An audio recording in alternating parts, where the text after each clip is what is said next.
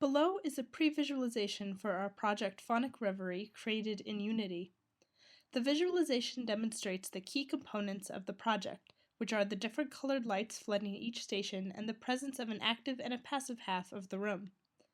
The vision for the project remained mostly the same throughout construction, with only minor changes made for aesthetic purposes.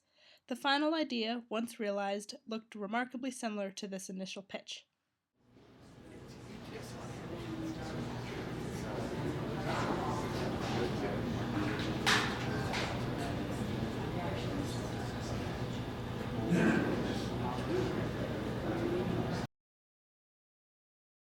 Imagine the structure of my sanity.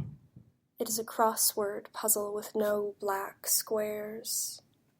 Yes, my mind is the great deck of one man's sinking ship, the unbearably bulging chewing gum and the visage of a cat's eye marble with a freckle hiding in the soft space of its iris.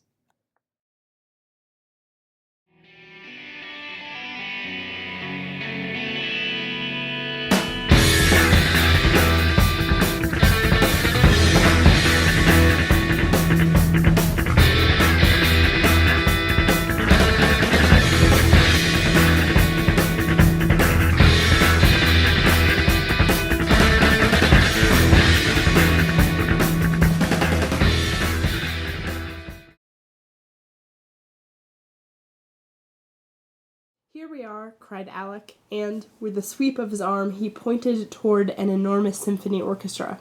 "Isn't it a grand sight?" There were at least 1,000 musicians, ranged in a great arc before them. To the left and right were the violins and cellos, whose bows moved in great waves, and behind them in numberless profusion, the piccolos, flutes, clarinets, oboes, bassoons, horns, trumpets, trombones, and tubas were all playing at once. On a high podium in front stood the conductor.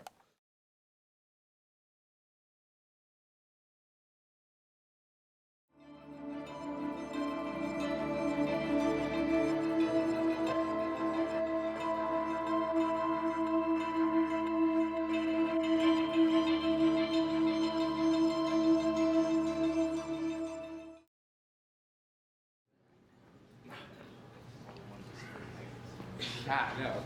I couldn't tell though. So I asked Sydney and she's like, I don't know. It doesn't look like it did anything. Which one I get?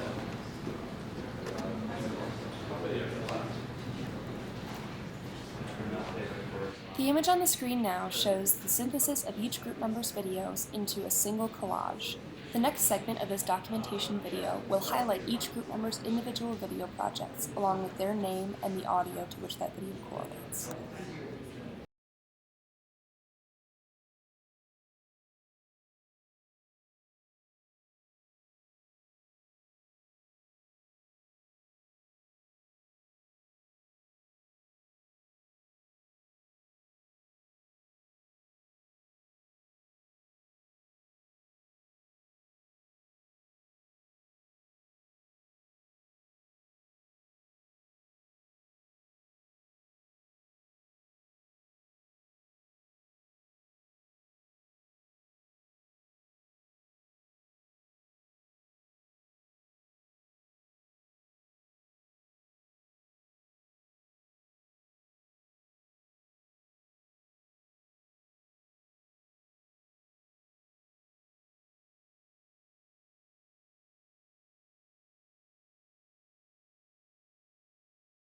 The primary software our group used in the creation of Phonic Reverie was 3ds Max.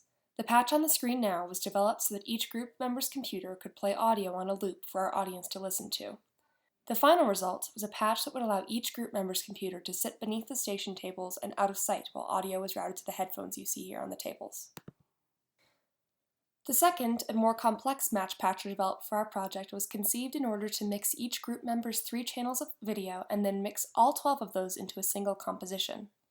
As you can see from the pictures, the inner workings of this patch are incredibly complex. Our group was required to work through issues involving using the OSC route function, a function that allows communication with outside inputs via Wi-Fi, and overcome the challenge presented by a single computer attempting to process that much video material at once. We solved this by utilizing the computer's graphics card and 3ds Max's GL function, which allows the videos to be processed by the computer's graphics card instead of by the processor, thereby minimizing the operational strain on the computer and streamlining the project. We used a second software called Touch OSC in order for our computers to be able to communicate with the iPad minis at each station. This software allowed the iPad minis to become input-output devices that could send signals to the master computer over an ad hoc network that connected them all. This software was new to all members of our group, but we adapted to it quickly and incorporated it successfully into our final project. Construction in the physical sense is fairly straightforward. Our university is equipped with a highly malleable technical environment that we call the hypercube. Our group utilized the hypercube's DMX lighting and projection functions for our project.